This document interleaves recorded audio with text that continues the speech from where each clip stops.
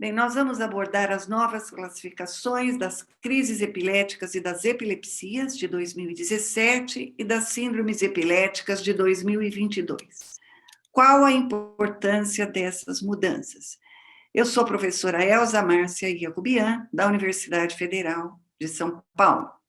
Não tenho conflitos de interesse a declarar e a força-tarefa da Liga Internacional contra a Epilepsia estabeleceu para a classificação um lema que era um dizer de Einstein: tudo deve ser feito de forma tão simples quanto possível, mas não de forma simplista. E propôs, então, após um hiato de 36 anos, porque a classificação até agora utilizada era de 1981, a nova classificação dos tipos de crises epiléticas, sob a forma de dois esquemas. Um esquema simplificado, que considera as crises de início focal, generalizado, desconhecido, porque quando uma crise é pouco testemunhada, o início é desconhecido, e não classificadas. As crises focais podem ter a percepção preservada, são as crises perceptivas, e a percepção comprometida, as crises desperceptivas, podem ter início motor ou não motor, e podem evoluir para crises tônico-clônicas bilaterais. As crises de início generalizado também podem ser motoras e não motoras, como as ausências, assim como as de início desconhecido. E ainda num esquema expandido, todos os tipos de crises aqui listados.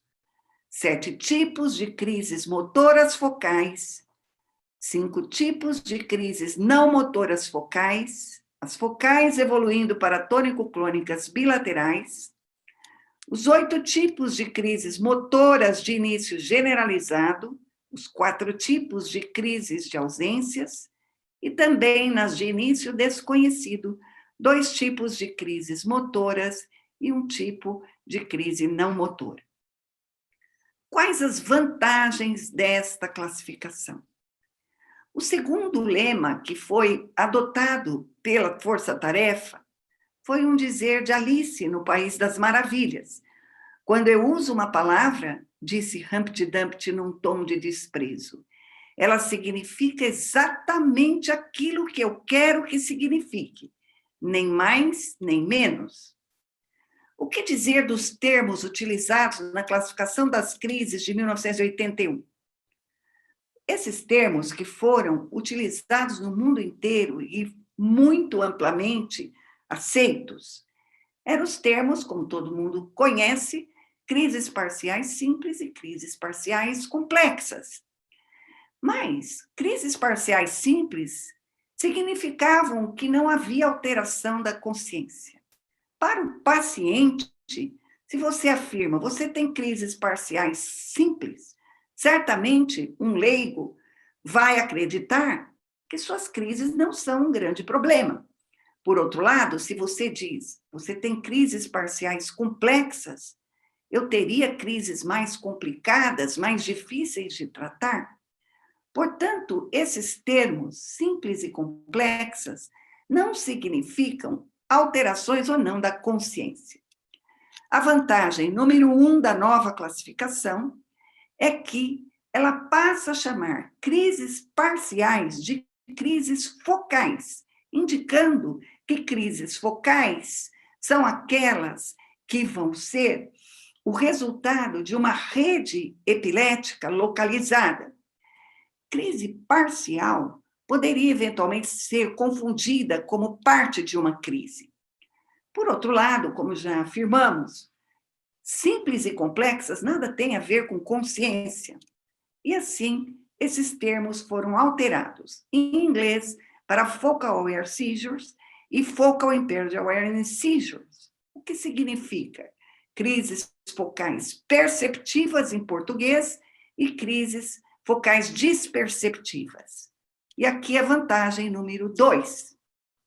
Porque a consciência é algo muito complexo, que engloba vários componentes.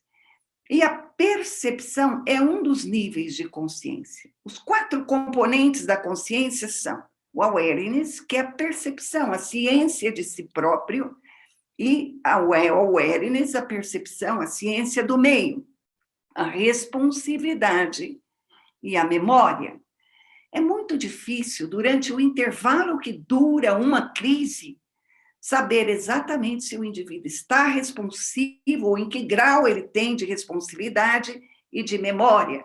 E assim, a força-tarefa adotou o awareness como um termo substitutivo da consciência. E todas as vezes que a gente não conseguir definir durante o episódio se o indivíduo está consciente ou não, nós não vamos conseguir definir o grau de comprometimento ou não da consciência, da percepção. E a vantagem número 3 está aqui. Isso tem grandes implicações na vida diária, porque para um leigo, para um empregador, quando você diz que numa crise a consciência é afetada, ele imagina um indivíduo caindo ao solo, totalmente inconsciente, apresentando abalos generalizados, totalmente desmaiado. E isso é importante na vida prática para a direção veicular, para a empregabilidade, para a segurança durante as crises, para a interferência, por exemplo, que vai ter essa criança num ambiente escolar. E assim, fica claro que nós temos 2 tipos de comprometimento de consciência. Aquilo que acontece numa crise tônico-clônica é um comprometimento maciço da consciência.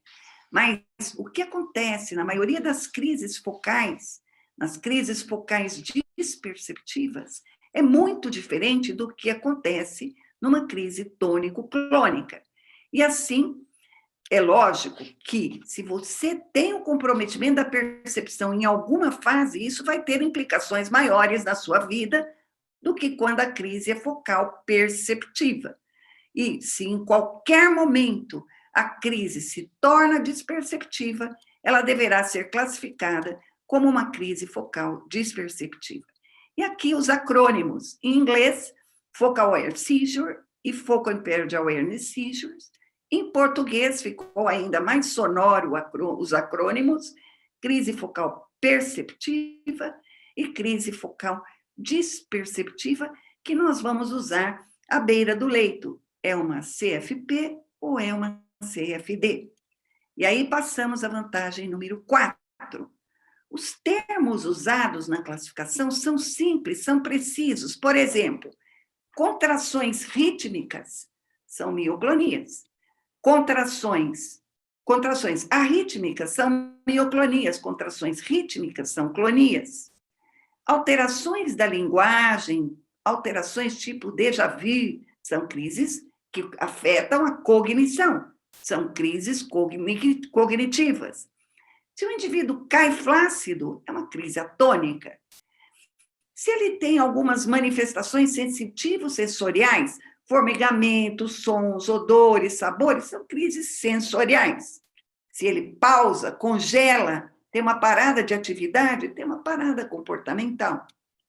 Se ele tem movimentos bruscos com a parte proximal das pernas, pedalagem, ele tem uma crise hipercinética.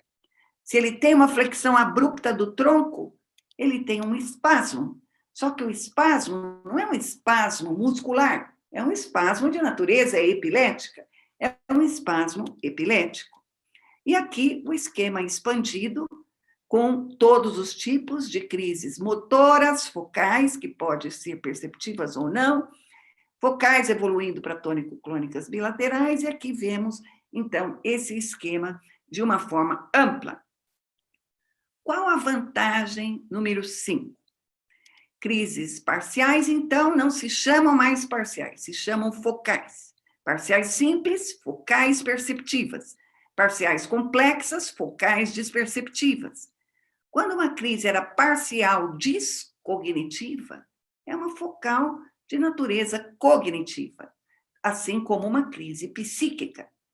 Aquilo que nós chamávamos de tônico-clônica secundariamente generalizada é hoje focal evoluindo para tônico-clônica bilateral, porque isso é importante. Numa crise focal, nós temos que determinar a causa, a etiologia, eventualmente uma lesão estrutural. Se você pausa, para, congela, interrompe, é uma parada comportamental. E a vantagem número 6. Muitos diziam, quando essa classificação foi publicada, não, isso não é possível. O que foi feito com os nossos amados termos, aura e convulsão? Então, como sabemos, aura é um termo grego, que significa vento, brisa. Isso foi cunhado na Grécia Antiga, nas ilhas gregas, por exemplo, na ilha de Kos, onde Hipócrates praticava medicina. E aqui vemos aura, que seria aquilo que o paciente diz, que é um ameaço de crise, é uma crise, já é o começo de uma crise. É uma crise focal perceptiva. E nós precisamos classificar como crise focal perceptiva, porque se ele está sendo tratado e ainda tem esse tipo de manifestação, e nós vamos retirar os fármacos, nós podemos, logicamente, agravar a sua epilepsia, que vai se propagar mais, e aí nós vamos, eventualmente, até permitir a evolução para uma crise tônico-clônica bilateral. E convulsão. Convulsão, termo que tantos usam, é um termo que deve ser evitado, porque convulsão é um termo leigo, que quer dizer qualquer tipo de abalo. Mas, hoje, convulsão tem um termo próprio, que são crises focais evoluindo para tônico-clônicas bilaterais, ou crises focais ou generalizadas com amplos movimentos, tônicos, clônicos ou tônico-clônicos. Mas não se deve mais usar os termos aura nem convulsão quando o linguajar é um linguajar médico, mas você pode usar isso durante as consultas para explicar aos pacientes o que você precisa caracterizar nas suas crises. A vantagem número 7 é que acompanha essa classificação um segundo artigo, que é o Manual de Instrução, que define, então, o que é aura. Aura é um fenômeno ictal subjetivo, às vezes precedendo manifestações clínicas observáveis por circundantes. A aura é um termo de uso popular. Uma aura pode ser caracterizada por uma alucinação, que é a criação de um complexo de percepções sem o estímulo externo correspondente. Por exemplo, uma aura visual, uma aura olfatória, uma aura auditiva.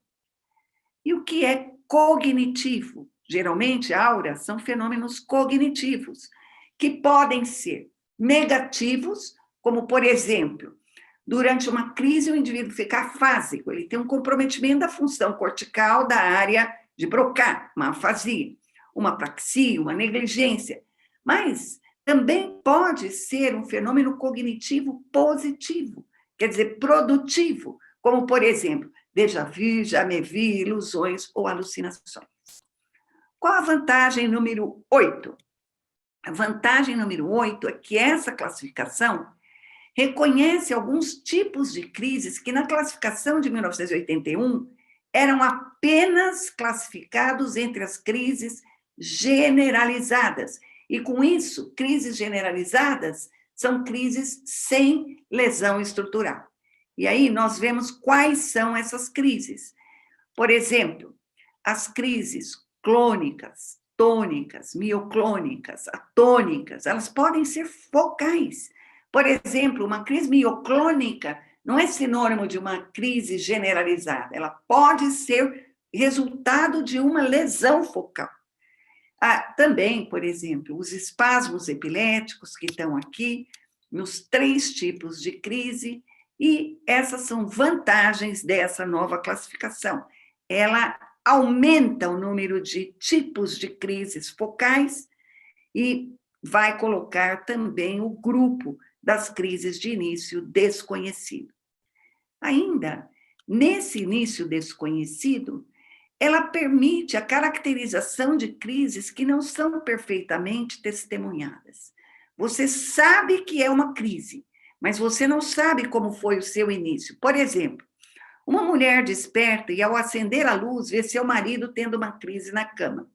O início não é testemunhado, mas ela é capaz de descrever uma hipertonia global seguida de abalos bilaterais.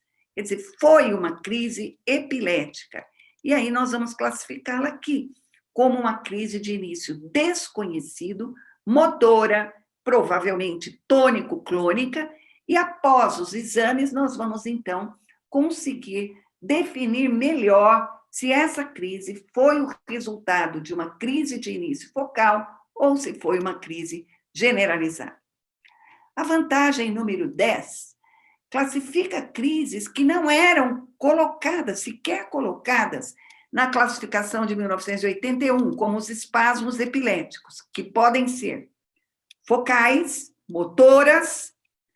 É difícil saber da percepção, e nós não vamos poder classificar, porque um bebê de 6 meses que tem espasmo, que dura 1 segundo, é impossível saber exatamente qual o grau de comprometimento da sua percepção. Pode ser uma crise generalizada motora, mas pode ser também, e geralmente é, no início dos espasmos, uma crise de início desconhecido, que nós vamos ter que buscar a etiologia. E aí, vemos a vantagem número 11, que a classificação diferencia crises focais, evoluindo para tônico-clônicas bilaterais, das crises tônico-clônicas generalizadas. Eu já comentei sobre isso. Isso é muito importante, porque quando nós temos uma crise focal evoluindo para tônico-clônica bilateral, nós temos que fazer exames de neuroimagem, enfim, buscar a etiologia de uma forma mais detalhada que vai permitir, assim, um tratamento mais adequado àquele tipo de crise. Bem, que são crises generalizadas. Crises generalizadas também são originadas no córtex cerebral, em vários pontos do córtex cerebral. E elas envolvem, no entanto, redes bilaterais e estruturas da linha média, particularmente talâmicas, desde o início da crise. A vantagem número 12 é que valida o uso de informações de apoio. Por exemplo, crises são manifestações clínicas que são caracterizadas por sinais e sintomas. A crise leva o nome do primeiro sinal ou do sinal proeminente. E nós vamos ficar mais livres em termos dessa classificação, porque nós vamos poder utilizar não apenas exames paraclínicos, mas vídeos caseiros, os padrões de eletro, as lesões, os resultados de exames laboratórios, como a detecção, por exemplo, de autoanticorpos, que pode levar a crises, mutações genéticas e, finalmente, em alguns grupos, diagnosticar uma síndrome epilética. E, muitas vezes, nós vamos precisar desse suporte para a classificação. Há algumas desvantagens dessa classificação. Ela é, obviamente, mais complexa, ela introduziu vários termos, vários tipos de crises, e tudo deve ser feito de uma forma tão simples quanto possível, mas não de forma simplista. E assim, os neurologistas precisam utilizar esses conceitos, porque são evoluções que ocorreram na compreensão das crises epiléticas. Muitas vezes, por exemplo, nos espasmos epiléticos, que podem ter origem desconhecida, focal ou generalizada, nós vamos, muitas vezes, precisar de suporte de eletro, vídeo EEG, ressonância magnética e, eventualmente, exames genéticos para a sua classificação. Por exemplo, vejam essa menina que tem 21 meses, desenvolvimento normal, começou com 7 meses, com crises de dificílima percepção como essa. Ela permanece com o olhar fixo, a face ruborizada, desvia um pouco a face para a esquerda. Vejam que ela fica 46 segundos sem piscar. Ela, no entanto, movimenta suas mãos na chupeta. Vejam, como classificar essa crise numa criança pequena? É difícil, muitas vezes, para a mãe perceber que isso é uma crise. Observe, ela continua sem piscar até agora.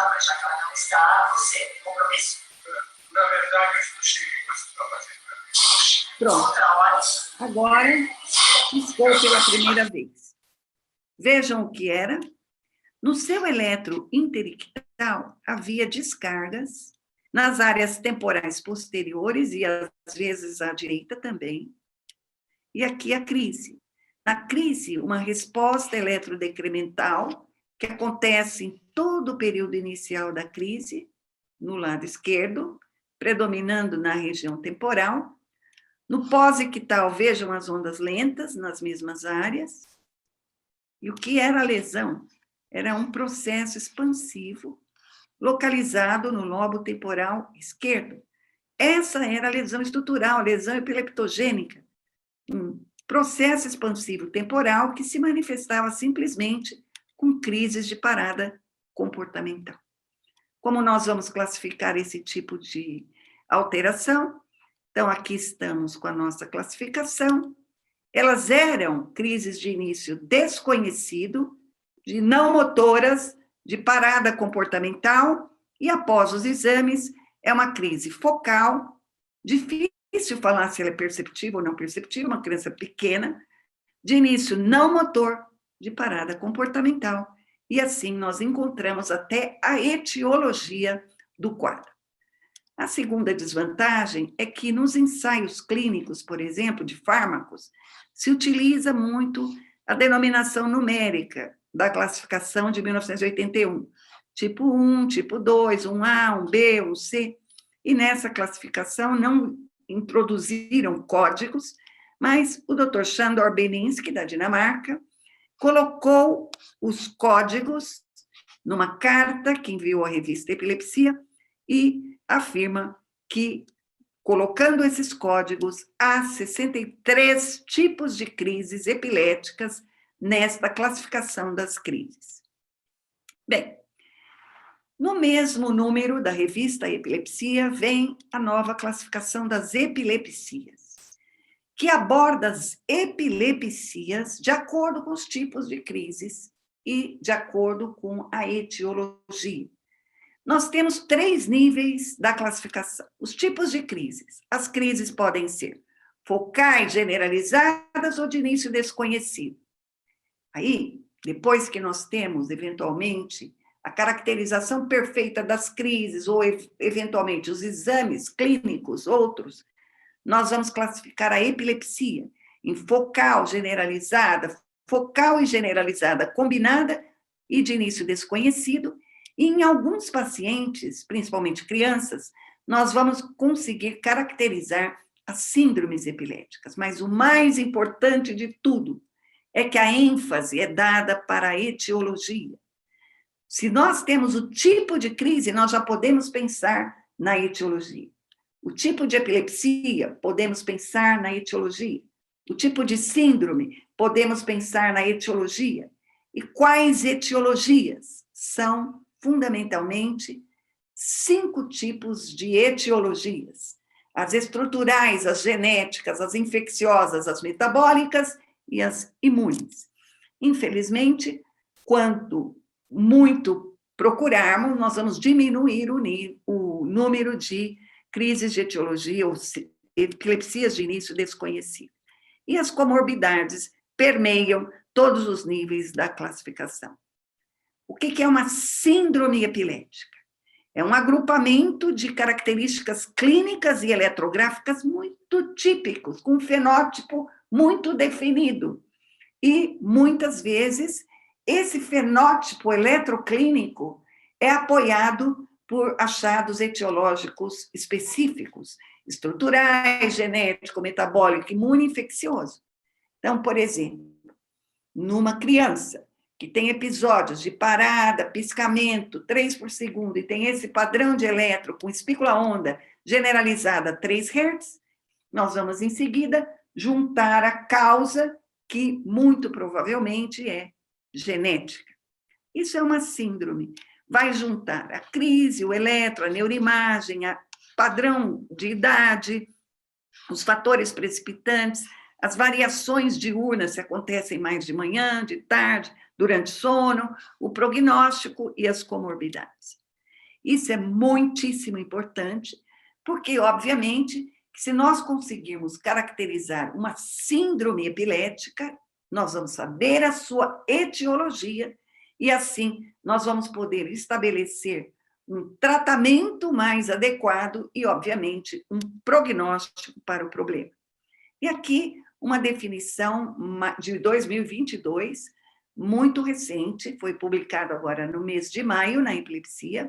Então, são achados clínicos e eletrográficos, apoiados por achados etiológicos, que vão possibilitar o prognóstico e tratamento, entender as comorbidades, e essas síndromes são, muitas vezes, idade dependentes, aquelas que vão ao longo da vida se expressando, e síndrome epilética, obviamente, não é um conceito aplicado para todos os pacientes que têm epilepsia, mas quando ele existe é muito importante, porque vai permitir estabelecer, naquele momento, o eventual futuro desta epilepsia. E aqui estão as síndromes que estão, então, nesses artigos, são 7 artigos, que mostram as 12 síndromes epiléticas focais, a idade e dependência, desde o neonato, depois o lactente, a criança, o adolescente e o adulto. Aqui vemos 7 síndromes generalizadas e duas síndromes generalizadas e focais, que são a epilepsia com crises febris plus e a epilepsia da leitura, e 12 síndromes epiléticas de encefalopatias epiléticas e ou do desenvolvimento e de síndromes com deterioração neurológica progressiva. Aqui vemos 7 encefalopatias epiléticas e 5 síndromes de etiologia específica. Eu agradeço a comissão de classificação da Liga Brasileira de Epilepsia, que permitiu a tradução dos artigos da classificação das crises e a escolha da denominação mais adequada na língua portuguesa do Brasil. Muito obrigada.